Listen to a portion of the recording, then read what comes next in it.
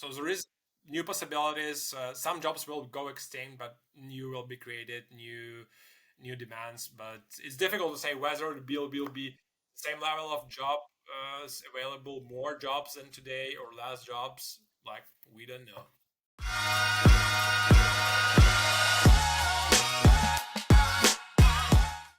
Welcome everybody to the AI chopping block with Home Base. We are here with Ole, the co-founder of StackBob. Ole, how are you doing? Where does this podcast find you?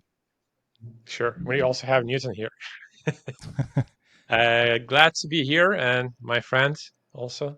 I was expecting David to bring his dog because I saw on one of the previous podcasts you had this nice thumbnail. Oh, But all good, all good. Really happy to be here. yeah, it's in the other room. You can still bring him. So welcome, man. So Ole, why don't you, for the listeners, why don't you give us a quick rundown of StackBob, kind of how you thought of the idea, what value it provides, and where it fits in the space. Absolutely. So StackBob is a modern identity and access management solution that is changing the way identity and access management industry works. And we are introducing agent-based IAM to the market, which means that you can now easily set up identity and access management for your organization without depending on API and SSO as protocols, but using instead our agent that is able to integrate with any web application you might be using, even including your custom build. So if you build something in-house, no problem, you can teach the agent how to manage that tools. And at the end, you will have 100% of your tools covered, centralized in a single directory where you will see all of your users, those being your employees, partners, so basically your workforce, but also non-human identities, so any like APIs or other agents that you're using in a single system. And then you can control which level of access they have to your tools, to your data. You can automate provisioning, so onboarding of users, monitoring them of usage, and also offboarding of them. So that's what we do. We basically changing how the IAM industry works, and our main competitors on the market are Okta, Ping Identity, Entra, and other SAML-based solutions. Amazing, man. So the reason you guys caught my eye is because a couple of years ago, or a few years ago, I owned a company. It's a staffing agency, staffing recruiting, and we built some product behind it that allows us to automate a lot of the things. But we used Okta, or we were hoping to use Okta to do our provisioning. And so, long story short, I've talked to the reps there. They told me, like, I have a perfect use case. They even brought in a sales engineer. They said it's going to work well with all the tools that I have. After I signed the contract, I hired the Okta consultant. We've tried everything. It's not working. It's not, we can't implement it. I go back to them and I'm like, dude, like, it's not doing what you told me it's going to do. And so, like, I can't use it, so I'm not gonna pay for this, or I don't want to pay for this, or can we do something here, like reduce the bill? And they were like, yeah, we definitely want to work with you. They even got like a VP of sales on the call, and like a few days later, they sent me an email and they're like, hey, unfortunately you signed the contract, so you're gonna have to pay for it even if you don't use it. It was literally like few weeks later, like I've already paid the consultant. They're like, no, like I've tried, like this not working. So long story short, I've been pissed ever since at this company, and they keep emailing me every couple of months. Like I think every time like the quarter approaches and they need more sales, and they're like, hey, are you looking to upgrade or maybe add some new services? And I always like respond with like a really angry email, and the emails keep coming. So long story short, your product looks really interesting. I never implemented Okta, but like maybe we could use it, or maybe you can tell me, like, is this even an Okta competitor, or like is this something to be used with Okta? What's your big vision? Like, how do you see the world changing with AI agents? And why even build this when there's Okta out there? Yeah, sad to hear this story. Absolutely, Okta seems to be powerful, but at the end, when you really get into details and you try to implement some specific scenarios, you often will bump into the limitations of old protocols, which is being SAML-based SSO. And yeah, so this is not a unique case of yours, but sad that you had this experience. And this is one of the reasons we are doing this. So to give you more power and more automation capabilities, more granularity in your access management, in your provisioning. But the main reason we're doing this is because, so to say, very good phrase I got today actually from the previous call. The poverty line in security is quite high. So if you want to set up the IAM, you need to be really rich and you really need to invest a lot of money and effort into setting everything up. And the one reason why it's like that is because there is kind of cartel situation on the market, which is also called SSO Tax. So if you want to set up single sign-on SSO, you need to first upgrade your every single tool you're using in your stack to their premium plans. Then they will allow you to use SSO as a feature, and it's a cartel situation because everyone is doing that on the market, and it's a standard. So basically, imagine you're a 100 employee company, and you want to have centralized IAM solution. Then you start looking for something, you probably will end up with Okta because they are most popular solution on the market. And then only then you will realize, oh, wow, in order to use Okta, I first need to upgrade every single tool I have to premium plan, which means I will start paying like 2, 3, sometimes 4 times more money for subscription than I did before. And even if like the basic plan is finally totally fine for me, I can't use it with Okta because the SSO is hidden in the premium. So this situation on the market is really unfair, and we believe it shouldn't be like that. But this is the one problem is the cost, so the SSO tax, so to say. And the second problem is that the Okta and similar solutions are really complicated. And as David, as you said, you really need to hire a dedicated person who is specialized in Okta setup and spend a few months, typically like 3 and more months on setting everything up. But we even talked to some Series A startups who spent a year migrating to Okta, and at the end they still were not happy, and it was a very painful process.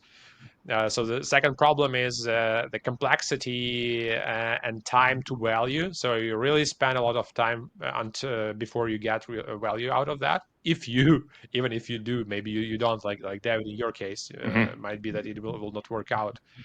And the third problem is that actually the coverage. So not every tool has SSO as a feature.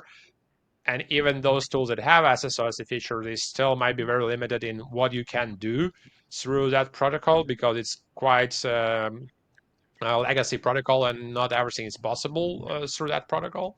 So you still will be doing some stuff manually, even you spend all that money on upgrading every single tool, you'll spend all that months migrating to and setting up something like Okta, and then still at the end you'll have a spreadsheet with some tools and you're managing manually. So this is madness, and that's partially because the last innovation in the area was 15 years ago when everything was migrating to the cloud, and then Okta appeared as the first cloud-based IAM solution. But since then, there was nothing happening, and we saw this opportunity on the market, specifically with AI providing these capabilities today, where you can teach the agent to understand different apps and to automate different actions in those apps. So we see the AI as the next step and next revolution in IAM, as it also do in all other industries, obviously. Ole, I'm curious why hasn't anyone else innovated here before? Or maybe there are other innovators. I will admit I'm not an IAM expert or enthusiast, but yeah, how come Okta seems like they're sitting fat and pretty and raking in the dough for not innovating? What's right? Yeah. Great question. So it's typical situation when the larger companies and big enterprises, they are very slow to innovate, and that's always was like that. Maybe they're trying to do something in-house, we don't know. They're not public about that. But as it typically goes in history, like it takes some time and very, very few cases of successful like innovation inside of huge corporations. So typically they will be looking for startups who do the innovation on the market and then just do M&A. Because the startups have this drive and this motivation to change something, to build something completely new, to take those risks. And then those startups that become successful, they're just being acquired by huge corporations, and that's how it works. Okay. And are there other incumbents or new entrants in this space that might be competitors to StackBob? There are a few companies that are trying to innovate in IAM, but they're very early stage, so there is no like big competitor or anyone who is far ahead. So it's very early stage still. Okay. I remember listening to another business podcast. I don't remember what it was, but they were talking about how one of the big opportunities for companies moving forward, especially in the age of AI, is not going to be your innovative technology, but your ability to cut through red tape and bureaucracy and bullshit. And that's a huge opportunity for folks. And it strikes me that this might be one of those things, right, where SSO and IAM is like, it's not necessarily bureaucratic red tape, although it could be, especially with larger enterprises, because we're talking about the security of access to all your technology stack and your database, but also like trying to figure out how the hell to integrate to all these platforms and manage a single sign-on for all this. So I'm curious if, again, consider me green to the IAM space, but how close am I to the mark here? Is that kind of where you see your opportunity and your wedge? Yeah, it's very, very, very nicely put. And also, I wanted to add that to your previous question. So the security and IAM, it's a difficult space, right? So you need to have a good understanding of technology and of the market. I'm lucky to have a great co-founder who is Master of Science in cybersecurity and extremely good engineer, with whom I was working at the previous startup where we're building enterprise-grade software used by Nike, Coca-Cola, Uber, and other big brands.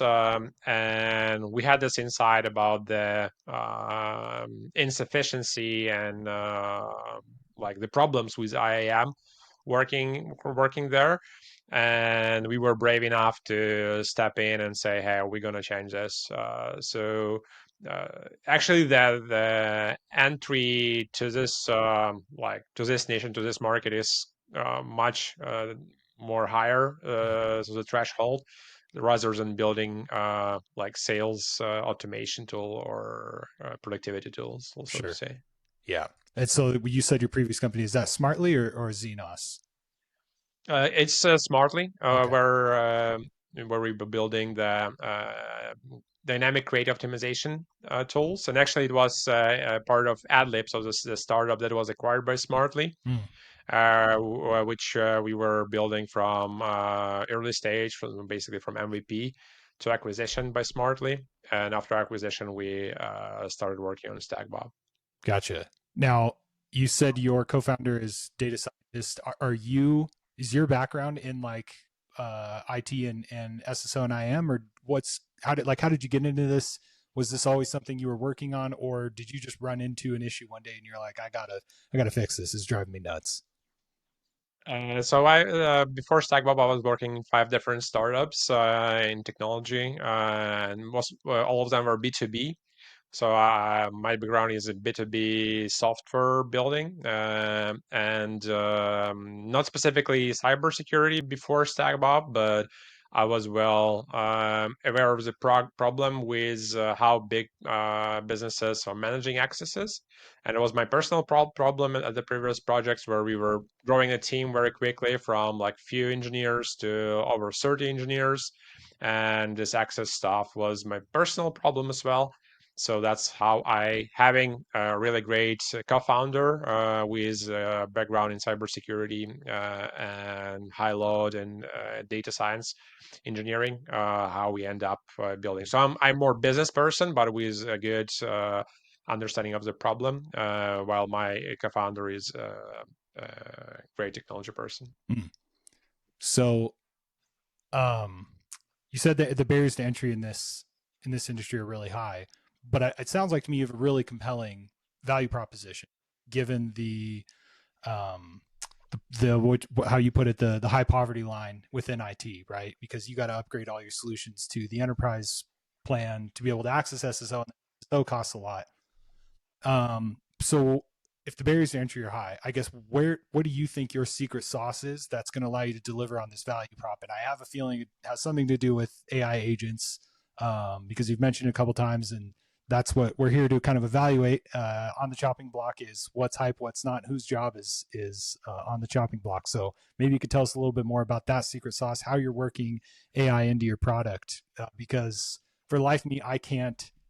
I mean, I like to think I'm a pretty intelligent guy, but I can't figure out how AI is going to help manage SSO. Is it like going in and typing in my password for me and logging me in? Like, how exactly does this work? Also, too, I'll add on to that. Like, obviously, there's been stuff that's being released every month. So, how did you guys go about selecting your tech stack? You don't have to give away your, secret IP, but obviously, if you're using AI agents, how did you go about selecting that and making sure that you landed on the right solution? You mean for new stack for development, or what exactly? So you have AI agents working with StackBob, right? Yeah, so I'm talking more on the AI agent side. How did you go about selecting that tech stack and making sure you're selecting a winning horse there, that you're not going to run into problems down the road? Great questions. So our secret sauce is exactly the using agent in order to integrate with the tools and to automate the actions in the tools, rather than using traditional API or SSO integrations, which is browser-based agent that is able to first integrate with any tool and collect all the relevant information about your user accounts, their level of access, their activity, their privileges, and also automate, create like rules for role-based access controls, where you can create basically for new employees or new like people joining your team, automate provisioning of those different accesses and licenses, and also then deprovisioning them when the person is leaving a team. So this is what differentiates us from existing solutions. And for like the tech stack question, so we build the core agent, which is able to execute the like assignments that they have, mainly like provisioning, deprovisioning, or collecting the data. And using AI here helps us for the agent to learn new tools. So obviously there are like thousands and probably like 100,000 tools on the market right now for different teams, different needs. A lot of competitors, tools doing similar stuff, but there are really a lot of them. And our offering is that we can support any tool. It doesn't matter what stack you have. We can integrate, our agent can learn and be trained to integrate with any tool that you have and automate the provisioning of user accounts in those tools. And this is the AI part, where the agent is learning the tools and being able to automate actions in them. Even if you have some custom tools that you've created in-house, so that you can train the agent to integrate with your custom tools as well. So this is the main part. So basically, it's not kind of traditional generative AI part where like it generates something for you, as probably most tools on the market. It generates the integrations, which are the things that are working under the hood for you. So you're not using the product of AI, but the agent is using this generated like workflows to deliver value for you. Is there a demo that we can see? Because like we've seen some AI agents, like for example, the last call that we did, the LinkedIn AI agent will go and basically like select a list of people to target, and then we'll start and comment on their posts and stuff like that. Is that kind of like how the product works? It like kind of controls your screen and, or not controls, but like kind of like, I don't know, takes over your computer and starts inputting stuff, or how does it work? Like, is it possible to see it visually? Sure, definitely. So I need to share my screen, which is here. So here this is a demo environment, but it will be like, I believe enough for us to go through the main part. And we probably gonna go through typical flow that the user goes when start using our product. So the first part is that we help you. So the StackBob, the product helps you to discover all the tools that are being used by your team, and it is helpful for those companies that don't have any centralized place where, so those like spreadsheets, or so to say, where they keep track of everything. And there are a couple of channels how the tools are discovered. So the first, through the agent. If you or the people on your team install the agent, then the agent will collect the user's data from the browser itself, and it will discover the different workspaces. So you might have like multiple workspaces of the same tool. Not a problem, like it's going to discover that. And we have more traditional channels for discovery, which would be discovering payment transactions. So if you connect your payment provider, even there are tools that you haven't been used for a while, then the system will still discover the tools that you're paying for, but you forgot, like nobody is using. And then there are traditional integrations through Google and Microsoft, where even if the team member doesn't have the agent installed on their machine, then still the platform will discover tools being used by your team members through Google, like where they use Google login or Microsoft login. And there are some other channels of discovery of tools we are working right now, so it'll be even more soon. But this is like the current version, which is quite sufficient, and it covers like 85% of the tools that your team is using. And this is your tech stack that you have right Is this there, one? Ole, right? So this is a is your demo tech account, stack right here? but some tools we use as well. Demo account, okay. I was going to say throw David's in there so we can see all of his subscriptions, everything he signed up to. His tech stack to run Sorry? his company. I was going to say throw you don't want to David's company in there so we can see everything David's running to run his company. Absolutely. Yeah, and this is I'm a sole proprietor. You don't want to see what's under my hood. But this is all internal. You have to log into the solution, Of course. right? You have to log in, and it kind of goes through this discovery. How does this kind of like reduce the scope? Like, let's say me at an enterprise company, we have 122,000 employees. We have a massive procurement tech stack, right, where we can just buy software like crazy. Is this going to go company-wide across the entire domain? And how do you make sure that we've captured all of that at a company like that with that amount of Great complexity? So first thing is the power user of the tool is the IT department, so and also security department. And there are two ways how you can adopt StackBob in your organization. So the first, you can just use it for IT and security teams and don't distribute it across the rest of the team. And it will help you to manage those tools that you centrally manage. It will be less of shadow IT, but still it will help you discover some shadow IT through Google and Microsoft integrations. And the second option is where you want to distribute StackBob across your entire team and make it your like security and identity like single sign-on provider, which is currently in a beta, but we're gonna roll out in probably closer to the end of the next quarter. the SSO-like solution. So right now, this is more identity and access management for admins, which allows you to automate provisioning and deprovisioning of the tools and keep control of everything. But for end users, we offer right now just enterprise-grade password manager, which is more traditional way of keeping track of like passwords.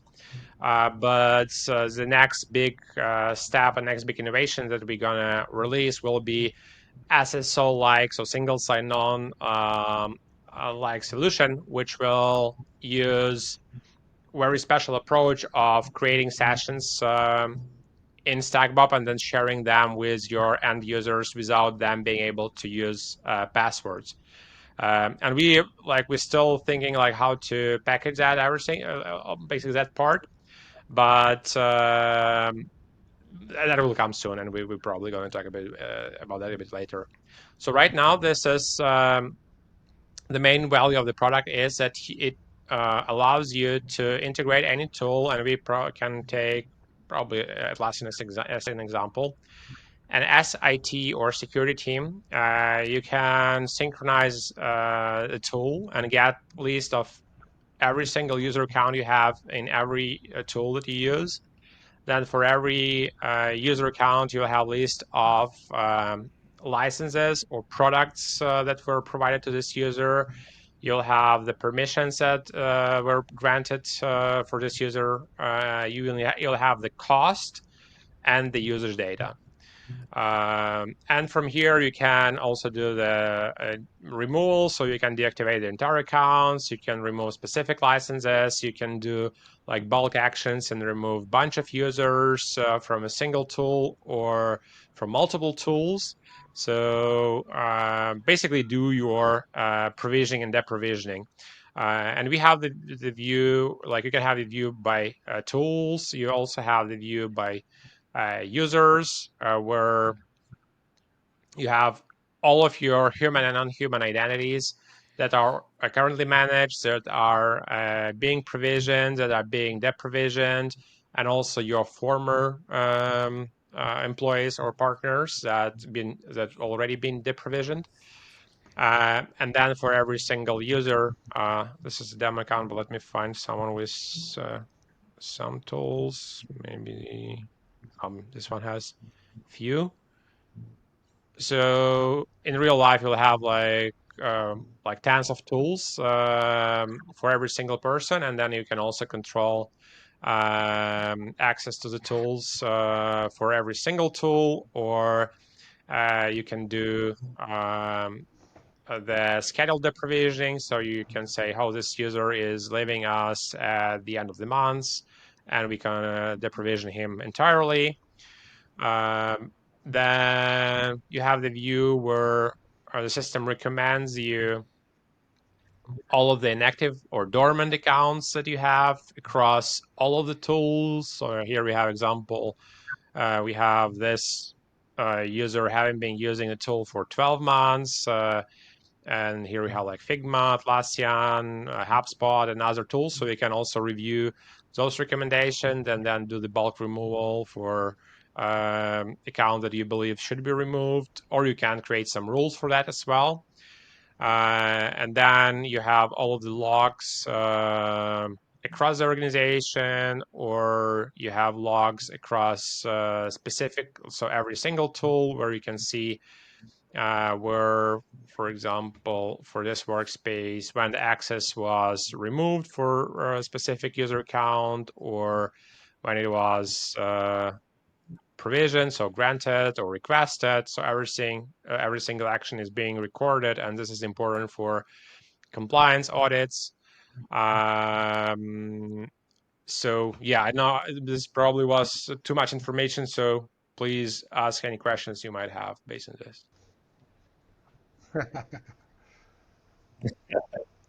How does the AI agent, like, for example, like I just hired a new engineer. How does the process, like, how does this work? Like, does the AI agent control like someone's computer and then walk over to Google Workspace and create an account, or like Great what's question. the workflow? Like how does AI agent play a role in this? So the provisioning part is if you don't have any automation solution, then your admin would do it manually, right? So you don't need the end user, the person for whom you want to create the account or remove the account, to do anything. So in alternative scenario, it will be admin who will be doing this manually. And we offer a solution that automates this. So agent will be doing this instead of admin. So you don't need to have end user being involved. And right now, this is agent that helps admin to automate these actions. And the agent works, so it's browser based. And for example, we can do the first very simple action, which is synchronizing the tool. So when I'm syncing the tool, I just trigger this, and then the agent I have in my browser, so this is a StackBob agent I've installed here. It triggers the process, and it opens this synchronization window. So now it's in this specific demo environment, it's using my credential and running this on my machine, but it's possible to run this on the server, so it can be done without my involvement automatically by triggering this based on like timeline or other triggers. But right now, for demonstration reasons, this is run on my machine. And then, so the agent is going to this specific Atlassian workspace, so Demo Inc. workspace. So I have the URL, which is for this workspace. And then the agent is collecting the data for user accounts that are in the system. And now we see it was just synced less than a minute ago. And now this all information is up to date. So we can see, oh, okay, this Robert and Dylan were using Atlassian in last 24 hours. Eric was also using it recently, but Julia haven't been using it for 5 months, and Big Bob never used it. And from here, in the same way, so that we can trigger like removal. So if we're going to remove Julia, then the same way the agent will trigger the process, will open the window and just go find the specific user account and remove and deactivate the user from the system, or provision the user. So based on the task.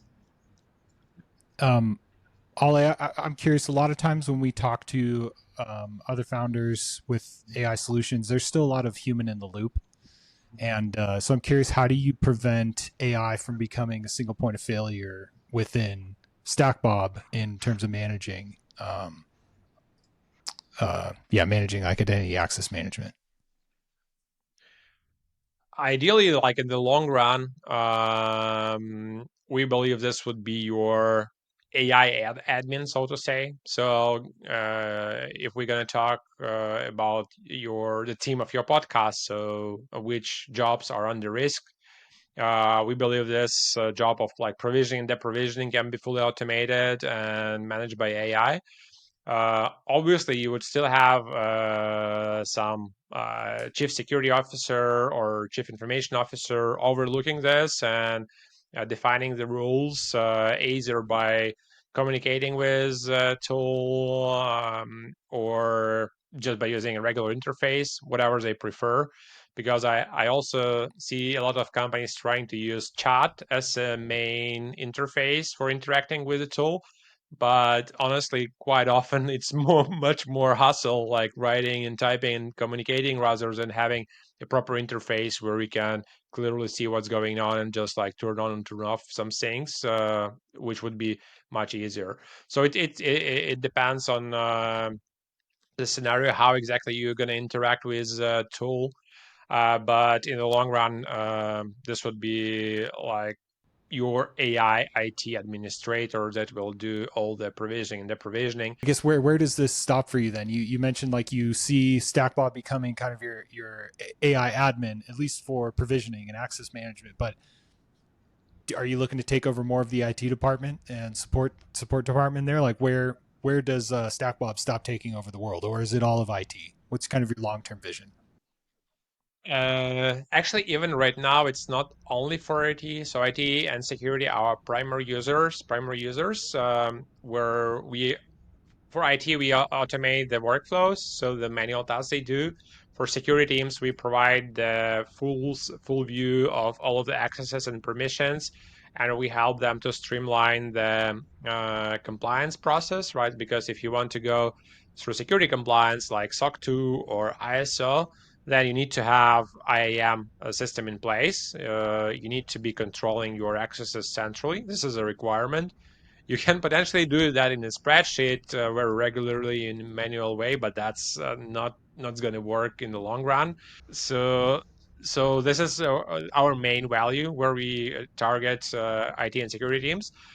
But because our first MVP was actually around the license management, so we also have right now the module which helps you to cut your costs by identifying and removing redundant licenses. So we also interesting, like we provide a value for CFOs or COOs, so the people that are interested in optimizing the spend at the company. So this is our second champions or second ICP inside the company. And we also, at the end, we help every single team member with like not hustling with passwords, not having those hard times with shared accounts specifically, where you have maybe some social media or other like very expensive databases or other services where you use single account per company or single account per team or per few people. And StackBob helps you to manage the passwords. It's right now it's more similar to traditional password managers like 1Password, but in the future it will be more complicated and it will be more secure by not allowing the end user even to interact with password in any way or being able to copy it. Because right now, if you use 1Password, for example, you can copy the password and then still share it with other person through WhatsApp or whatsoever. But like we are building the solution that will keep the passwords out of the user and just give the session to the user. And at the end, it will be more like SSO-like experience without actually using the old protocol. Right now, this is we offer you some SSO capabilities for provisioning and deprovisioning, which is a huge part of why assets are being used. Because you can also use like Google Workspace or Microsoft for logins as a, so to say, single sign-on, but it's not the real like SAML, how to say. So the SAML-based SSO, it also allows you to create accounts and remove accounts, which is important for security reasons and for keeping track of all of that actions. While if you use just Google login or Microsoft login as, so to say, like social login, which is for end user, it feels like single sign-on because I've logged in with my Google and it lets me in into every single tool. But for my IT admin and for my security guys, it doesn't help them because they cannot do anything through Google. They cannot create accounts. They cannot control accounts. And this is a problem we are solving right now in IAM, where we automate provisioning and deprovisioning and control of every single account and every single tool. But in future, we also will have this for end user. Even for tools that don't have SSO at all and that currently have passwords. One of the things I'm interested to know about, being that you're in the security world, is, okay, so you're solving for this SSO stuff, but have you thought about like the next step, the logical next step in security, where it's like oftentimes a company will say, hey, we're really interested in this solution, this software, and we want to connect it into CRM or, our MarTech stack. So we want to bring it in and start connecting it. And then you get this whole world of security concept, third-party risk management assessment forms. You get the security concept and maybe hacking. So are you looking to take it a step further with security along those lines, where, because you said that your solution kind of learns the tools that one has. So like, are you going to get into this world with AI where you're learning like, okay, this is how you're going to connect and here's all the forms you need to be compliant to connect. This is some of the data processes things that needs to happen, and then obviously you get into provisioning with that, right? Is there any world where that happens with your solution? Because if it is, I'll sign up Then right I should away, right? Because those security then concepts I are a should say monster. yes and sign you up. So you're a salesman. That's my job. That's my job. Yeah. But we'll make promises and fulfill them later. It's all about getting them on board. If they sign the check, then we'll figure it out. No, because that process, I know in some enterprise companies, not saying any names, but just to get a security concept done and go through all your checkpoints to say, okay, we can actually connect this tool to that tool, and get all the security requirements out of the way. And obviously, access is a big part of that.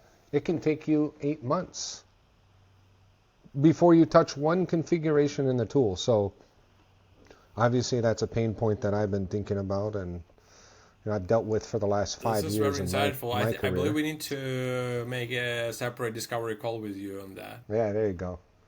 There you go, for sure. No, that's awesome.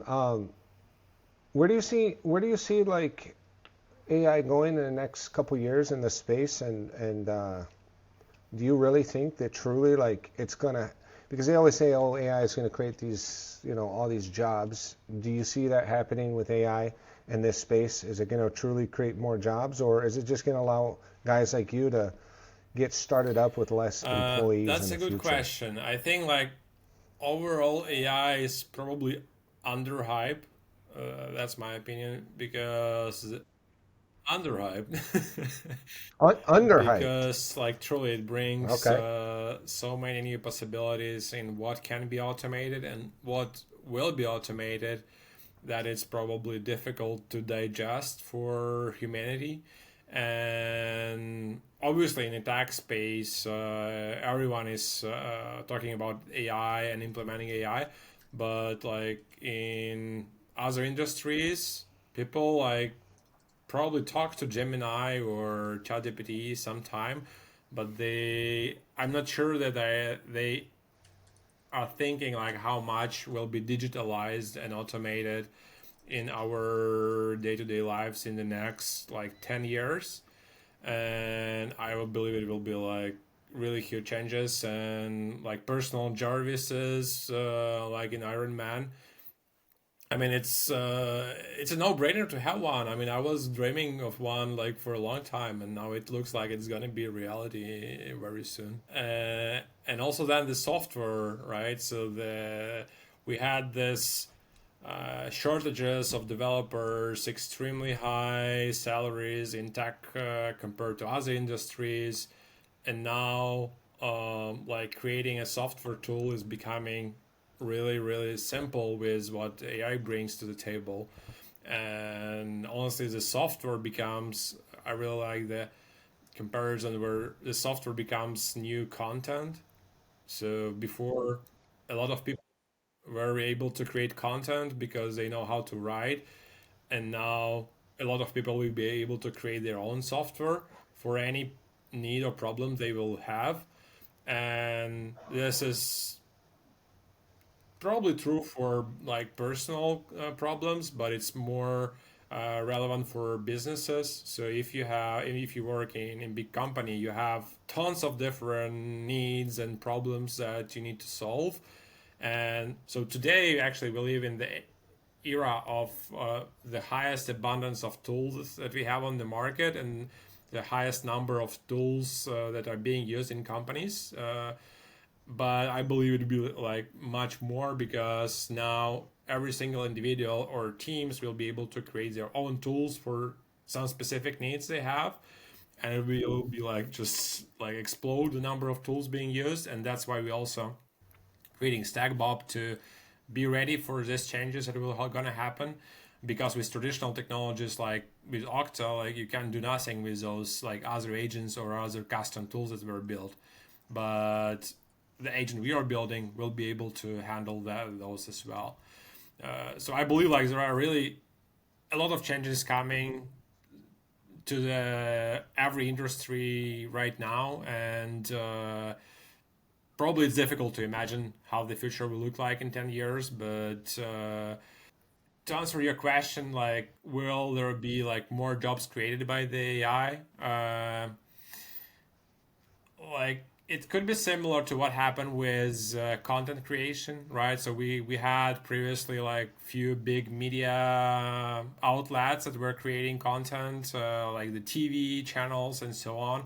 And now we have micro influencers, YouTubers, TikTokers, like so many people, and having their smaller audiences creating the content. It could be a similar thing with software, so that people can create their own like flavors of tools, and then have just like very small audiences. So there is new possibilities. Some jobs will go extinct, but new will be created, new demands. But it's difficult to say whether the bill will be same level of job available, more jobs than today or less jobs. Like, we don't know. So Ole, you touch on something that Ben and I have been talking about for a while, and I remember bringing this up on a previous episode, but I kind of see three paths for the world in general with AI.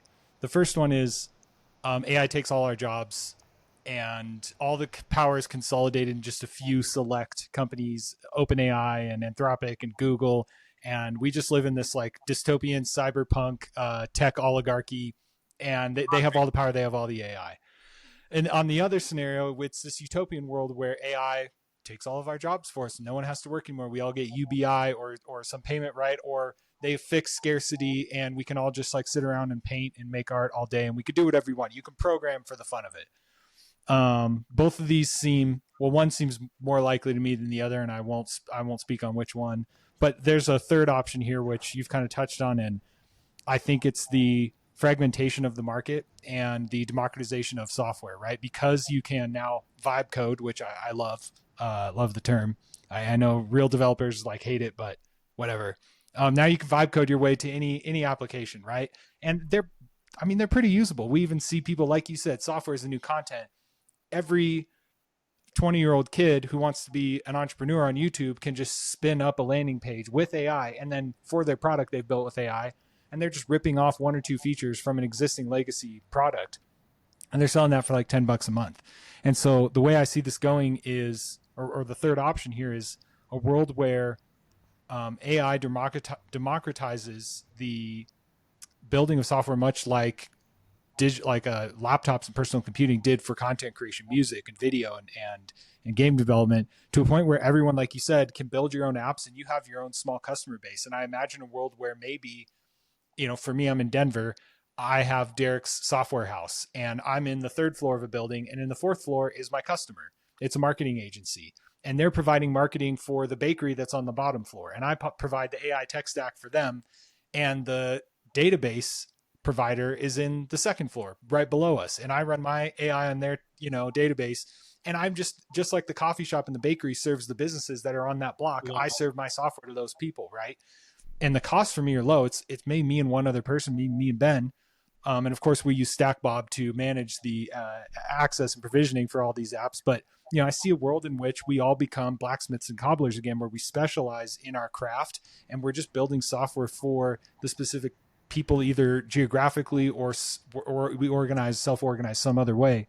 But there can be 100,000 ERP software. There can be 100,000 sales automation, CRMs, whatever you want, because everyone's going to have a slightly different way that they want it done. And there's going to be someone else out there that's like, yeah, I can like build an app with AI and manage it for you. It's about as hard as baking this bread or, cleaning your car. At the end of the day, the effort now and the cost to do this is so low that I'm doing it because I enjoy it, not because SaaS or technology is this outsized return, right? I think it really democratizes the playing field and devalues everything to such a point that it's all worth the same. So this is kind of my thought experiment lately. I've been throwing this out there in conversation. All my wife's friends hate me now because I won't shut up about this, but I'm just curious to get your thoughts on kind of these three outcomes.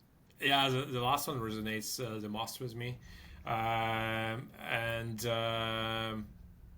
It's like local communities, or maybe it will be not local, it could be just by interest, but I believe this community building and brand building and common values, common approaches will play a big role because the software will become the commodity and anyone can build it, and then it will be really difficult to differentiate, and then creating a community, and whether it's being like local or some other interest based, will be a big player in the near future in order to win Yeah. customers and keep customers and attract customers. So I believe your Yeah. third options is like quite viable, and at least like for the next few years, and then maybe in 20 years we'll end up with something else. But The pendulum will always swing back and forth, right? But yeah, I'm kind of encouraging this model, right? And I think, I mean, honestly, like, I think all the big legacy dinosaurs, as big as they are and as old and slow they are to innovate, I think if they're not going to innovate, they deserve to go to the wayside.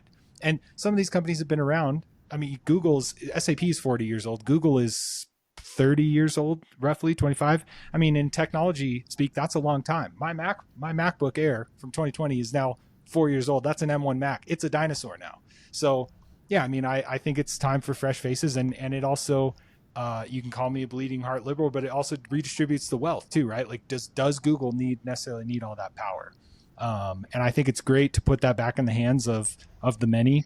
There's going to be a lot of crap that's created. Don't get me wrong. Like, and we're going to have to sift through a lot of bad stuff, but there's also going to be some really ingenious things that are created.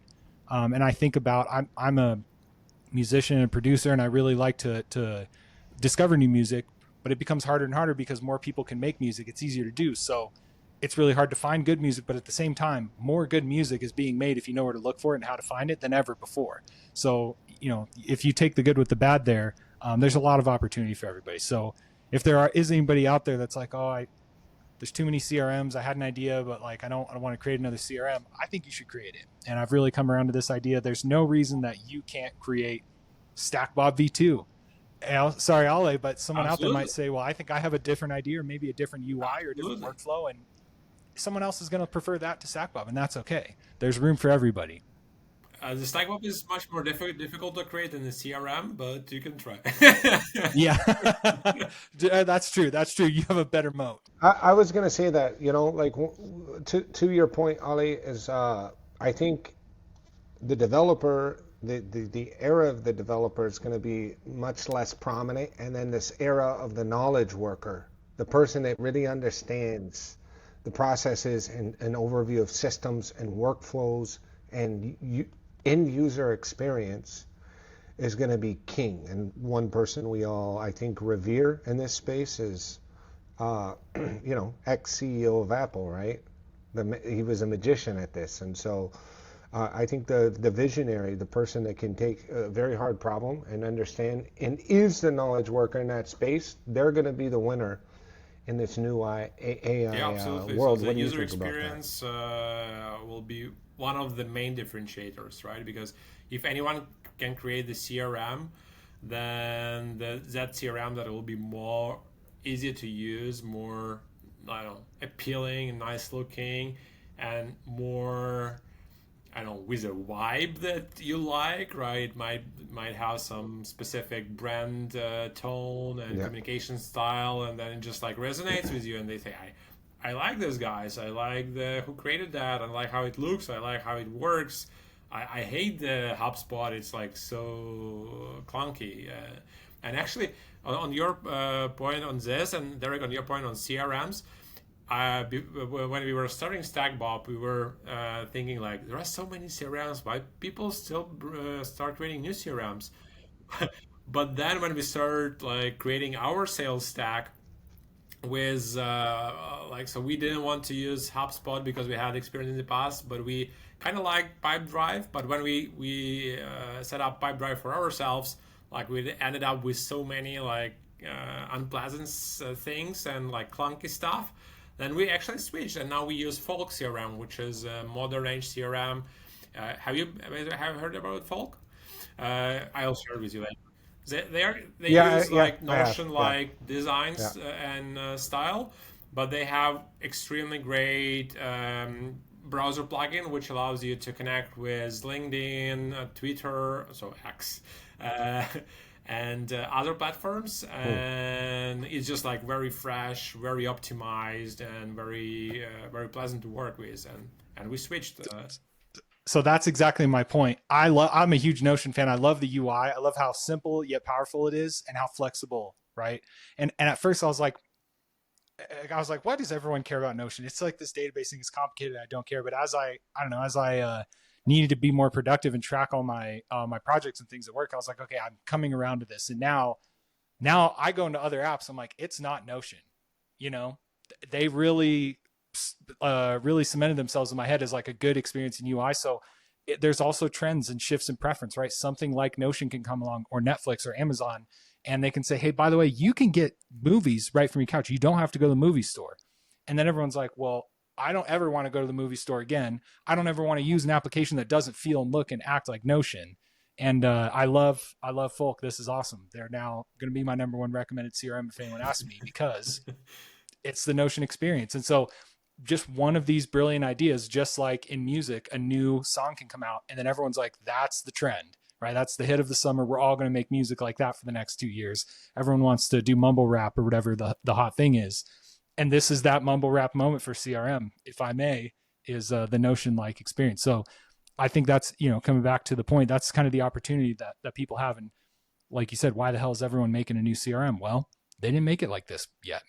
And there's someone that wants it that way. I hope StackBob really is that new the Netflix model of the access management world. Like where we're off a blockbuster. Because I personally, I don't know if you, Derek, have gone through this, but I've dealt with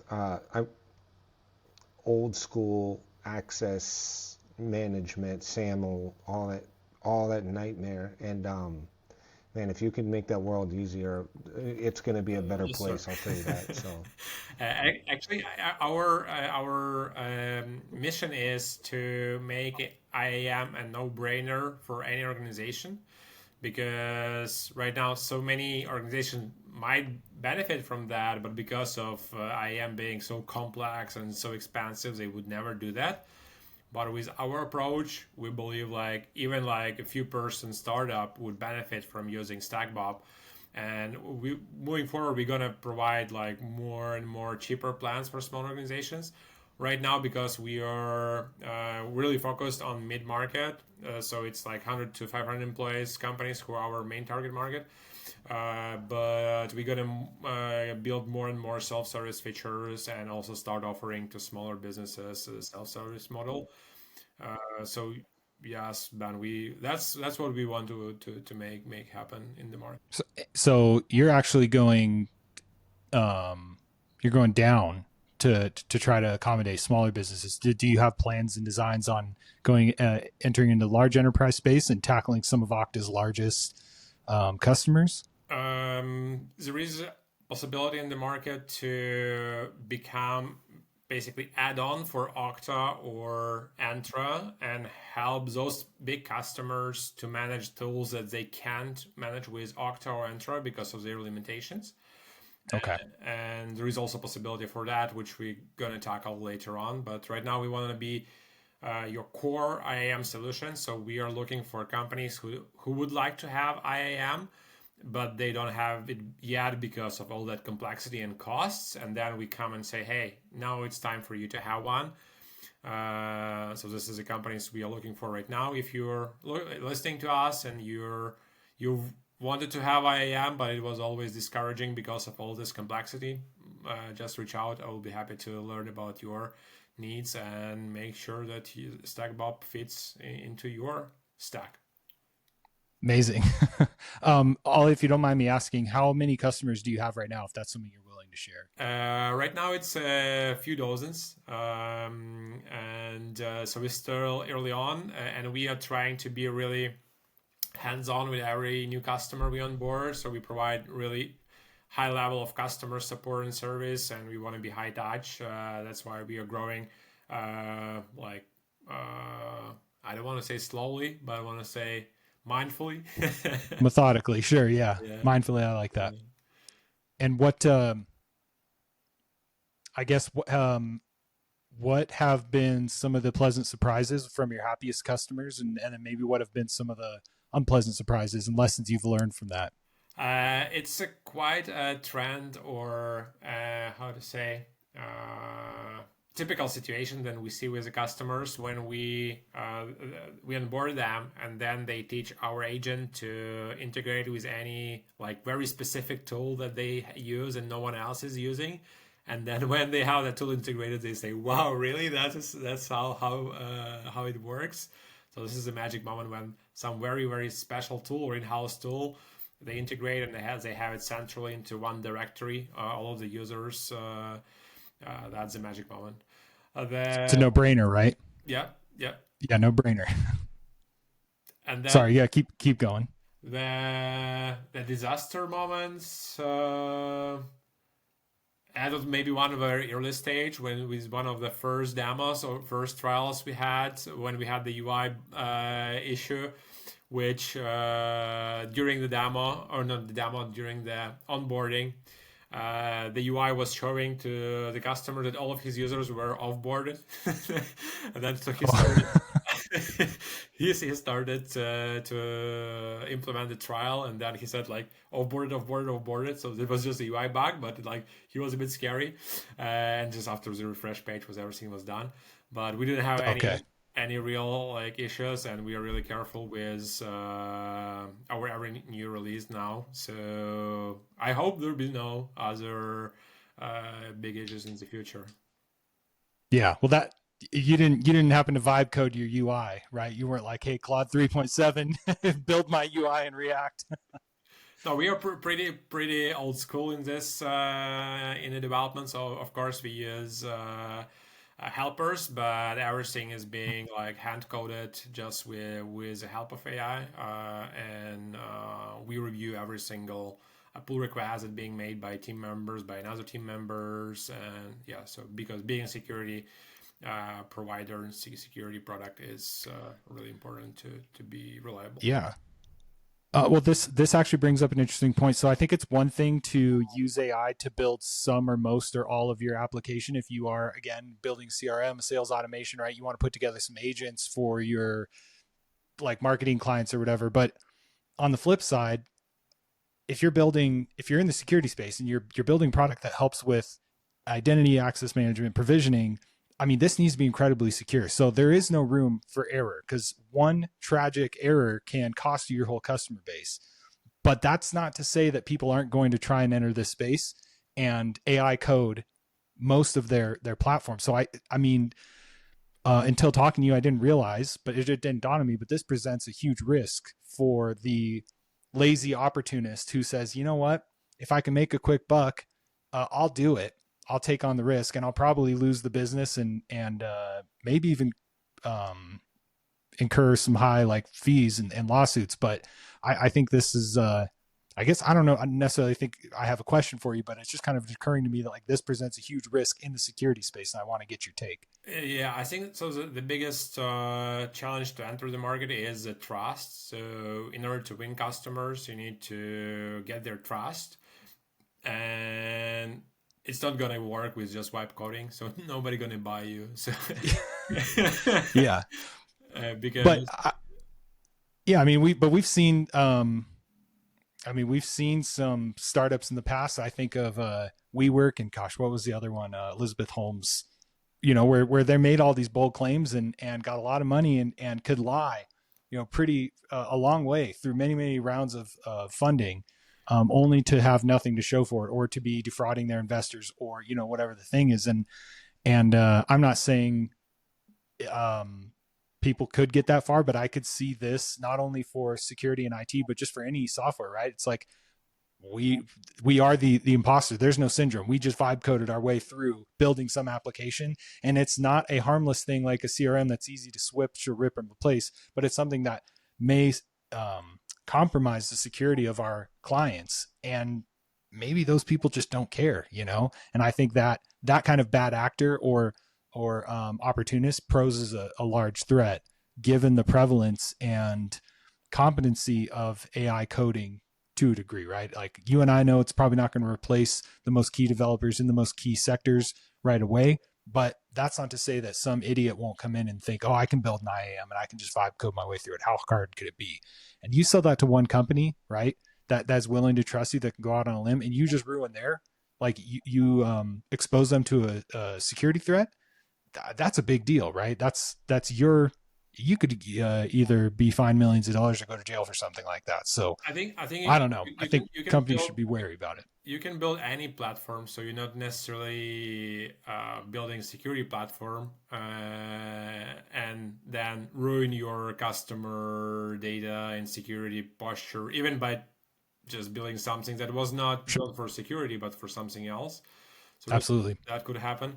But on this point, I believe that so the productivity tools or I don't know, so to say, the CRMs, they'll be commoditized much more sooner than the security software, because the security software has all this like consequences and all these barriers to entry. So that's one of the modes that we have, because Yeah. like, we invest this long term.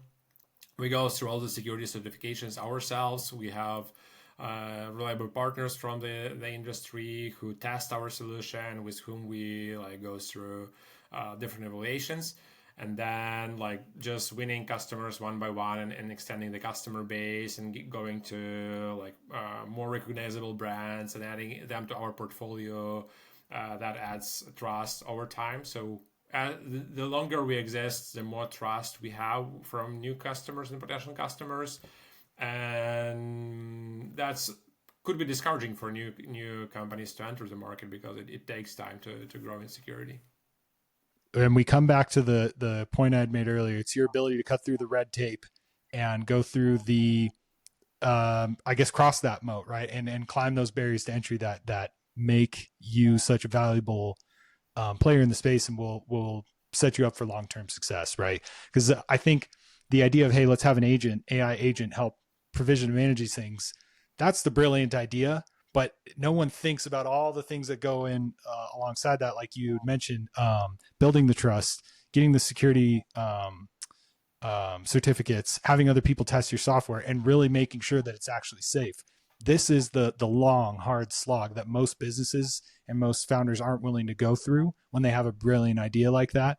And that's probably where a lot of them fail. So, I mean, hats off to you. And I think you probably see it as well as anybody else. But if you're able to stick this out and see it through, and it sounds like you've got a really clear path on how you'll do that, there is a huge opportunity for you and similar incumbents here, especially to dethrone the likes of Okta. Exactly. Yeah. Very well put together.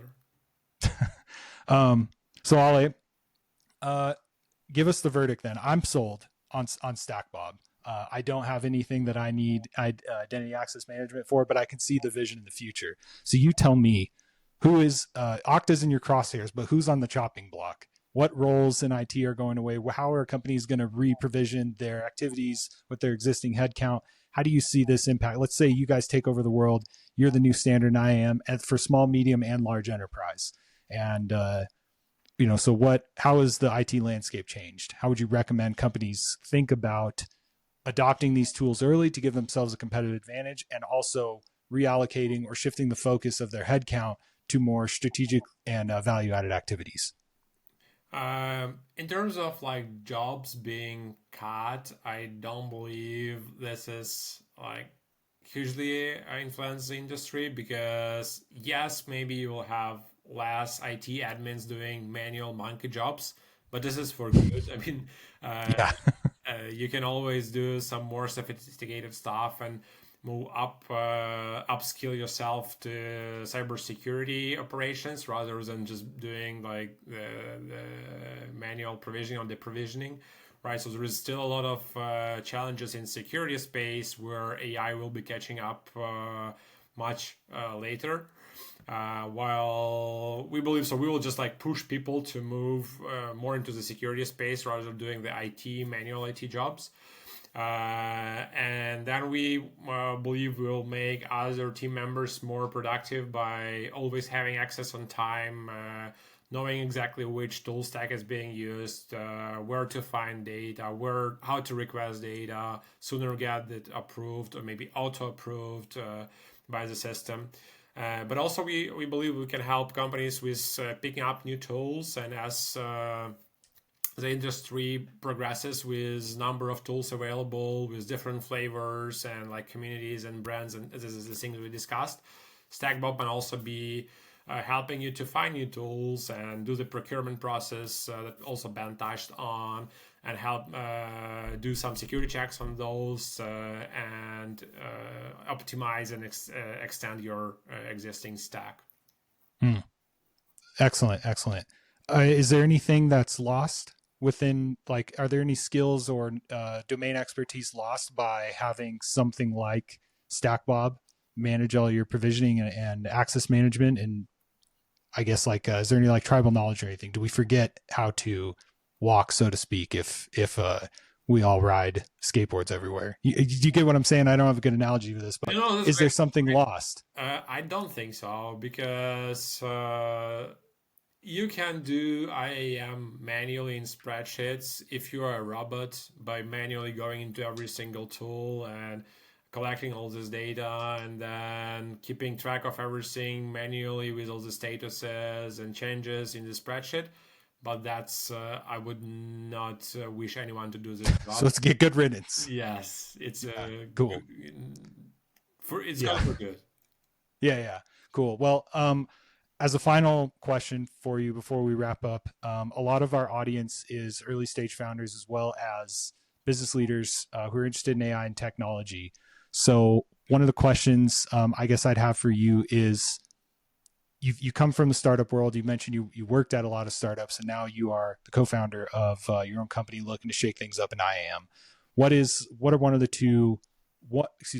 one or two of the biggest lessons you've learned as a founder that you might want to impart on somebody else? And what's something that you might want business and technology leaders and more legacy B2B organizations to understand about where things are headed?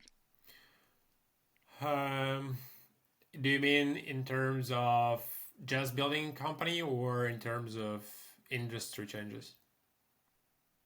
As a founder, like your founder journey, building a company, what's one lesson you have for other people in your similar position, kind of where you are at, or maybe a little behind where you're at?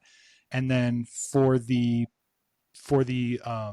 buyers of the future customers of yours that work at large businesses who are hearing about StackBob for the first time, what maybe lessons or insights or forward thinking thoughts might you have for them? Cool. So two-part question there. I think the most important lesson or principle I would advise any founder to do is to always focus on your team first, because only with a strong and exceptional team you can build exceptional product. So the first thing for a founder, I believe it's a good thing to have a co-founder. So there is obviously a lot of solo founders, and maybe with AI it will be even more. And it will always depend on the type of product you build. But if you're building a complex product, and if your journey is like 10 years or more in the future, then it will be really difficult to do it alone.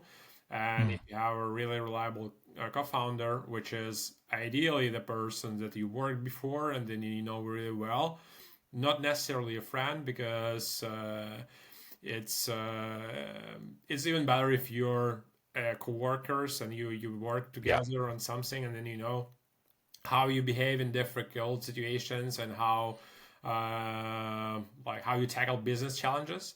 So this is how I expected this to be before I started StackBob with Yarik, my co-founder, with whom I worked at previous startup.